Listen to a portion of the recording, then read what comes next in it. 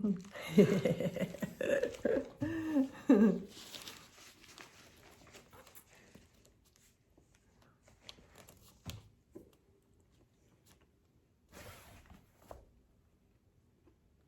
morning, good morning.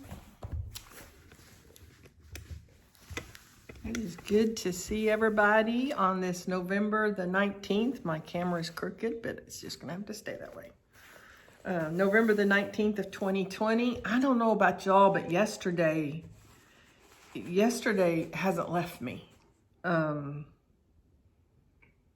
hope all of y'all experienced even just a third of what I experienced with the Lord yesterday morning. That's all I can say. And if you haven't, no condemnation in that. It's simply in front of you to show you what God has for you, and keep pressing in, He's no respecter of persons, but yesterday was just, and more got added to it this morning. I'm a few minutes late logging on this morning because somebody here that wasn't here yesterday was filling in some of the pieces of the puzzle of yesterday morning and the power of yesterday morning, and it's continuing this morning. So I'm still in that place of glory, I guess is the only way to explain it. November the 19th of 2020. First of all, it's a thankful Thursday. Thankful Thursday. Thankful Thursday. What are you thankful for today? I'm thankful for answered prayers. It's not even really answered prayers. I'm thankful that I hear His voice in my life. What are you thankful for? So I got carried away yesterday. In Ezekiel, I even spoke it yesterday that I wasn't going to talk about James. But this morning, reading through Ezekiel chapter 39 and 40, and then getting into James, today it's James chapter 2 and chapter 3.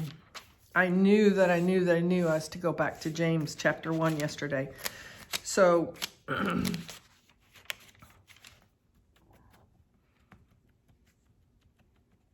let me just talk a little bit about Ezekiel today, and then we'll get into James. How about that?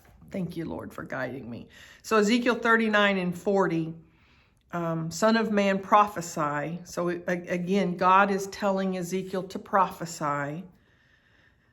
And so he has him tell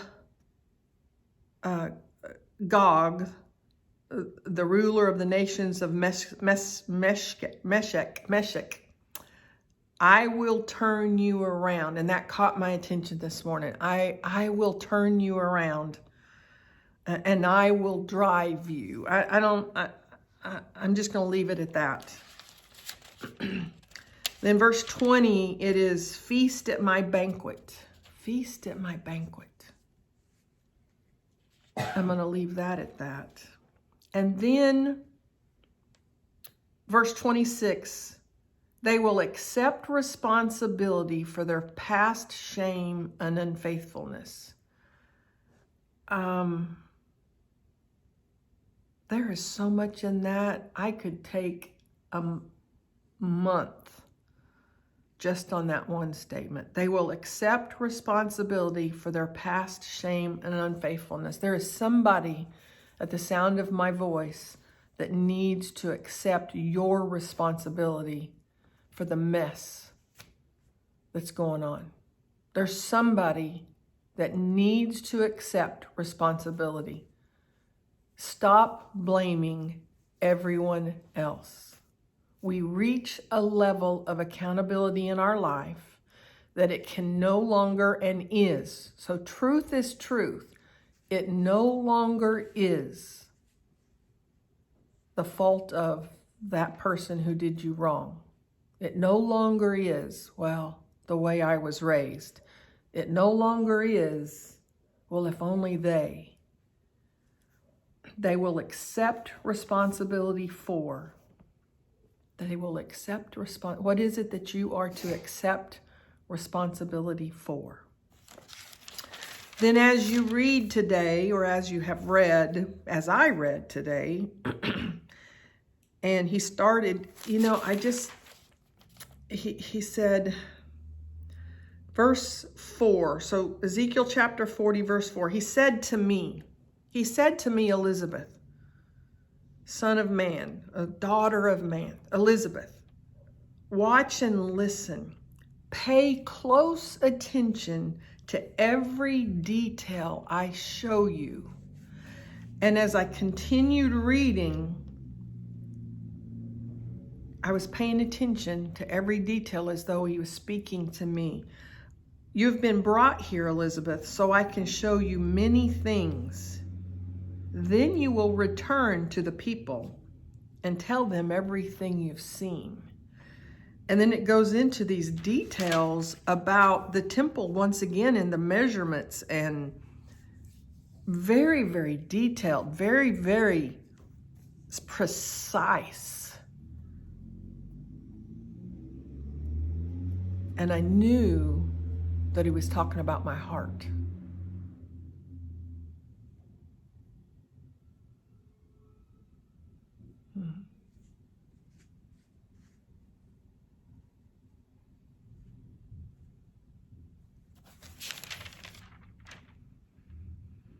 And he said to Elizabeth, watch and listen.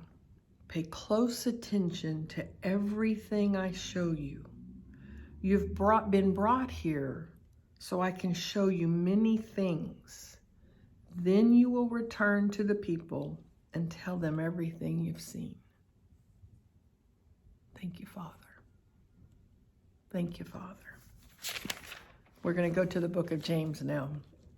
I'm going to go back yesterday to James chapter 1. You know, when I have a brand new Christian, or I have somebody who's struggling about life in general, not any one specific thing, but life in general. I have a brand new Christian that, what does it look like to live a life for Christ? What does it look like to be so centered in Christ that everything we do is from Him?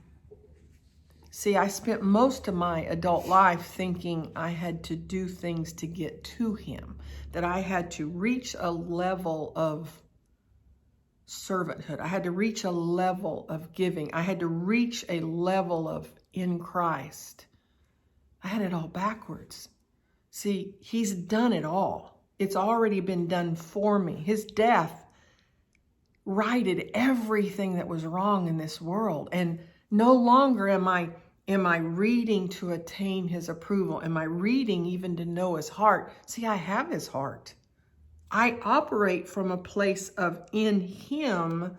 He is my power in which I operate from. So I'm not looking for strength. I'm not looking for wisdom. I'm not looking for, I have it. And when I get that revelation knowledge that I already have it in me, it changes everything. It's no longer that, oh, I've got to read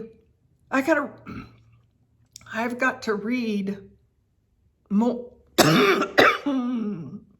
More. Excuse me just a second. Thank you, Father.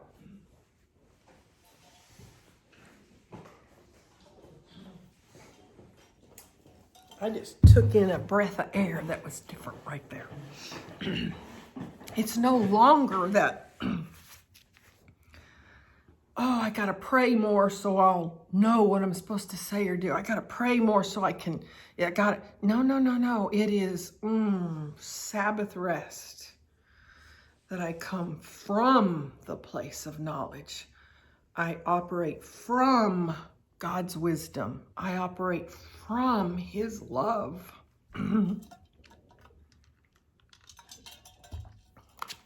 Would you get one of those mints off that table in there for me? And I profess that my voice is sound.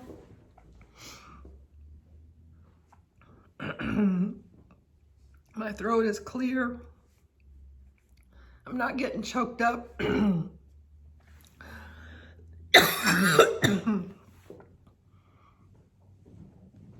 Thank you, Lord.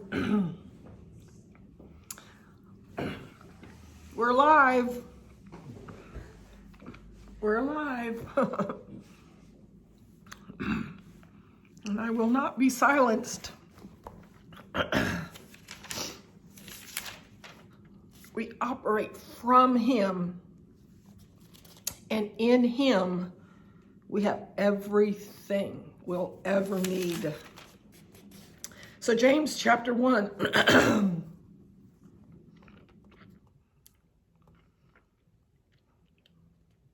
verse 19. Thank you for being patient with me.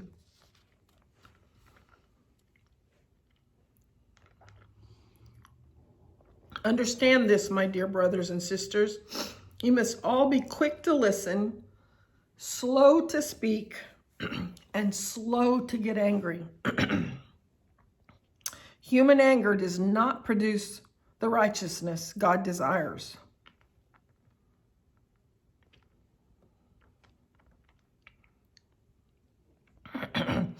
So get rid of all the filth and evil in your lives and humbly accept the word God has painted in your hearts. For it has the power to save your souls. You know, I've always read that word right there. Save your souls as my salvation. That's not what that's saying. What is our soul? That's not talking about salvation, folks. We are saved. We are forgiven. I was born forgiven because Jesus died over 2,000 years ago. Now, by faith, I have to accept the works of what He did on the cross for me. For it has the power to save your souls. What is your soul? It's your mind, your will, and your emotions. So if your mind is giving you problems, if your thoughts are tormenting you, He's just given you the formula how to fix that. Human anger does not produce the righteousness God desires. Who are you angry at? Are you angry at yourself? Are you angry at that person from your childhood? Who are you angry at? Are you angry at God? He can handle your anger. So get rid of all the filth and evil in your lives. Every one of us ought to do an inventory right now. Get rid of all the filth and evil in your lives. And humbly accept the word God has painted in your hearts. He's talking about your purpose. Verse 22. But don't just listen to God's word. You must do what it says. Otherwise, you're only fooling yourselves. See, you can't sit back and say, I don't have to go to church to get to heaven. He didn't save us to set us on a chair, in our easy chair, and do nothing. He created us for fellowship. We are not meant to be alone. If we were meant to be alone, Adam would be the only person on the face of the earth today. He created everything in the beginning, and in everything was Adam. And He said even after He created Adam that it was good. But then they set out after their Sabbath rest. After God rested, after creation, He and Adam set out to do the work that He set aside for Adam to do. And as God observed Adam doing the work that He created him for, He said, oh, this is not good. He needs a helpmate. We weren't created to be alone. Don't just listen to God's word. You must do what it says. Otherwise, you're only fooling yourselves. For if you listen to the word and don't obey, it's like glancing at your face in a mirror.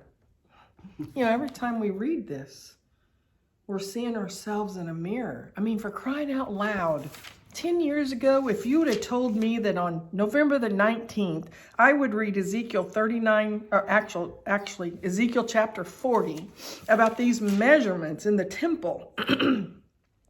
I mean, the measurements. The man measured the gateway entrance, which was 17.5 feet wide at the opening and 22 3/4. I want to talk about precise. If anybody would have told me 10 years ago, I'd read that chapter and say, God's talking about my heart, I would have thought they were crazy. And I wouldn't have believed them. Right now, today, November the 19th of 2020, I don't care what anybody believes.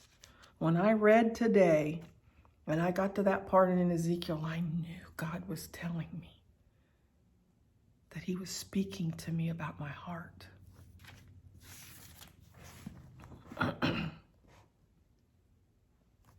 For if you listen to the word and don't obey, it is like glancing at your face in a mirror. You see yourself, walk away, and forget what you look like. Is that what we do when we read? We walk away and we forget. But if you look carefully into the perfect law, see, we can't tell ourselves anymore that the Old Testament doesn't matter. But if you look carefully into the perfect law that sets you free, and if you do what it says and don't forget what you've heard, then God will bless you for doing it. I heard this week that God measures our prosperity by the level of giving that we do. Wow. We want to define prosperity as what I can get and what I have. And we want to measure it by the physical. God measures our prosperity by the level of our giving.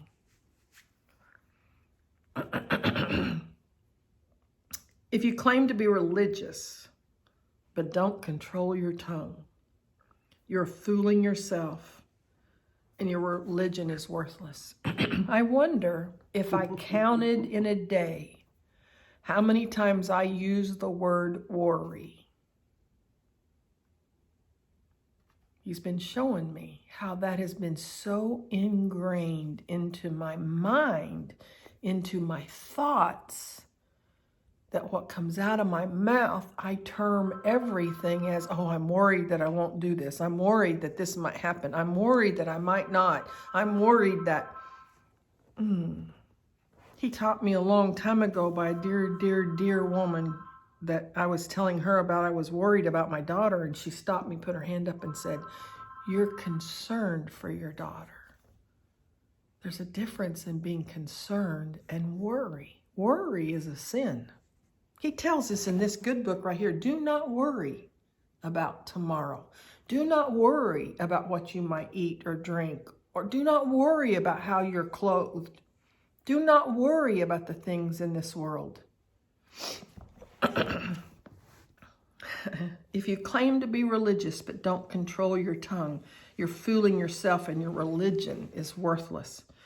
Pure and genuine religion in the sight of God the Father means caring for orphans and widows in their distress. It means refusing to let the world corrupt you. My dear brothers and sisters, James chapter 2, verse 1. How can you claim to have faith in our glorious Lord Jesus if you favor some people over others? It's easy to love the lovable. How much harder is it for us to love the unlovable? And yet it is commanded that we love our neighbor as ourselves. I'm going to skip on down to verse 8. Yes, indeed, it is good when you obey the royal law as found in the scriptures. Love your neighbor as yourself. But if you favor some people over others, you're committing a sin. When you judge them and say, oh, I'm not like them. You're committing a sin. You're guilty of breaking the law. For the person who keeps all of the laws except one is as guilty as a person who has broken all of God's laws. Let me repeat that. For the person who keeps all of the laws except one is as guilty as a person who has broken all of God's laws. There's another translation that'll say, if you're guilty of one sin, you're guilty of all sins. Whatever you're judging in somebody else is what you're really judging in yourself. Oh, my pet peeve is, whether you believe it or not, the only thing that's coming out of your mouth when you speak those things are the very things you don't like about yourself. Verse 13, there will be no mercy for those who have not shown mercy to others. The only mercy you're ever going to get is the mercy you're willing to give. But if you've been merciful, God will be merciful when he judges you.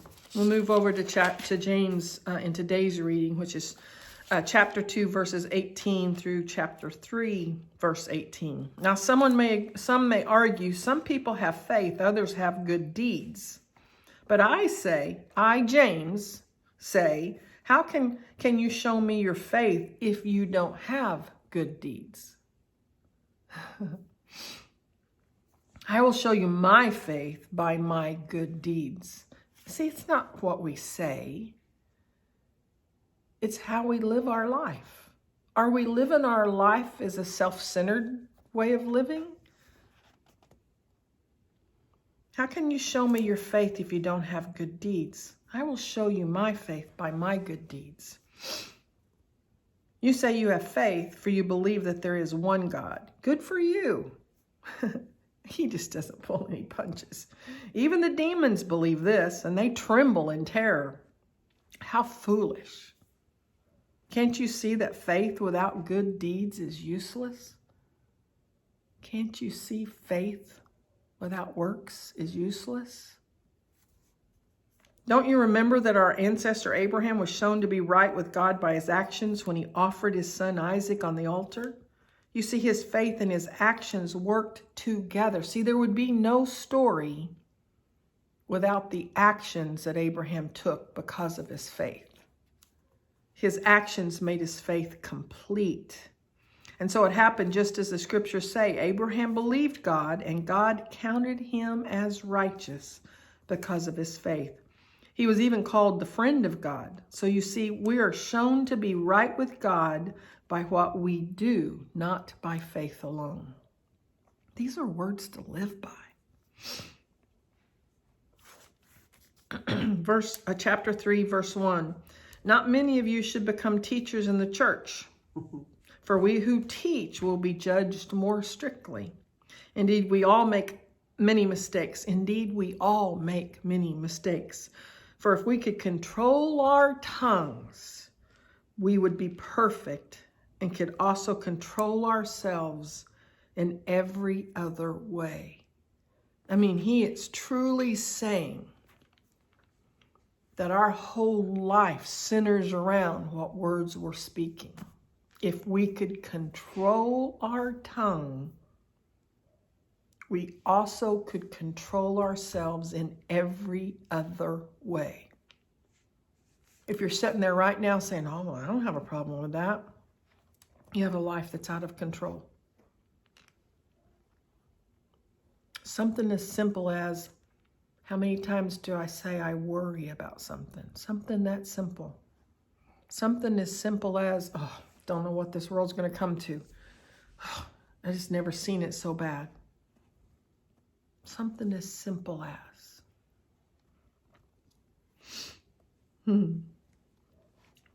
Goes on to talk a great bit about our tongue and controlling our tongues. I mean, he just almost has a whole chapter devoted to our tongue, what we say. We can make a large horse go wherever we want by means of a small bit in his mouth, and a small rudder makes a huge ship turn wherever the pilot chooses to go, even though the winds are strong. In the same way, the tongue is a small thing that makes grand speeches, but a tiny spark can set a great forest on fire. Who have you wounded with your tongue? Who have you sparked a fire inside of them and they walked away in total destruction because of your words? Every one of us are guilty. There's not any one of us that has not spoken those kind of words to somebody. But a tiny spark can set a great forest on fire. And among all the parts of the body, the tongue is a flame of fire. It is a whole world of wickedness, corrupting your entire body. It can set your whole life on fire, for it is set on fire by hell itself. What's your self-talk? What are you saying to yourself? What is your self-talk? Verse 13, if you are wise and understand God's ways, prove it by living an honorable life, doing good works with the humility that comes from wisdom. But if you are bitterly jealous and there is selfish ambition in your heart, don't cover up the truth with boasting and lying. See, if you're a person that has to interrupt people all the time with, oh, I've experienced that. Oh, I know when. Oh, God told me.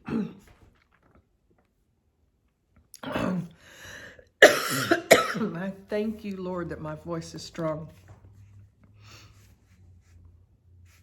But if you are bitterly jealous and there is selfish ambition in your heart, don't cover up the truth with boasting and lying.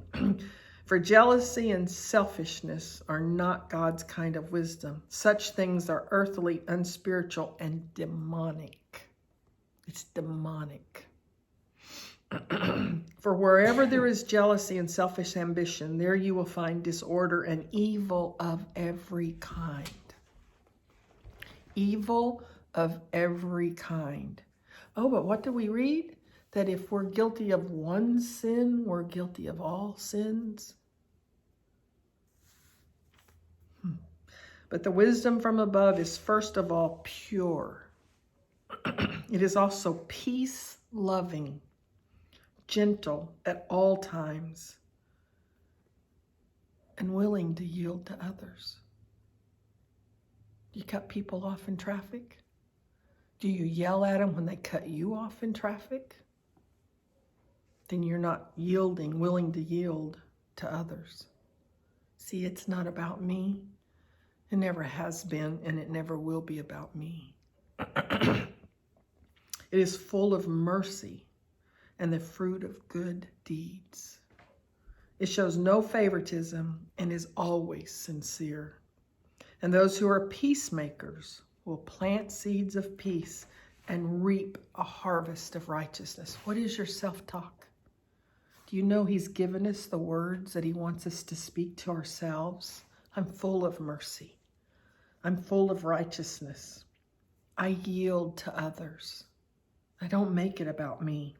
I have God's wisdom from above, and it's pure. See, my words are, oh, if I could just give God's wisdom.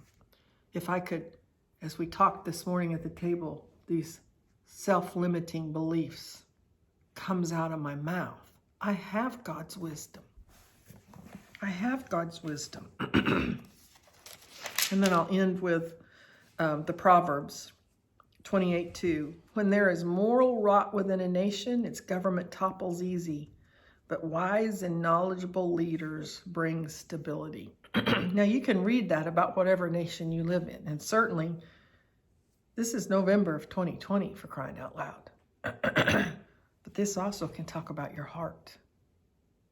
This can talk about your heart.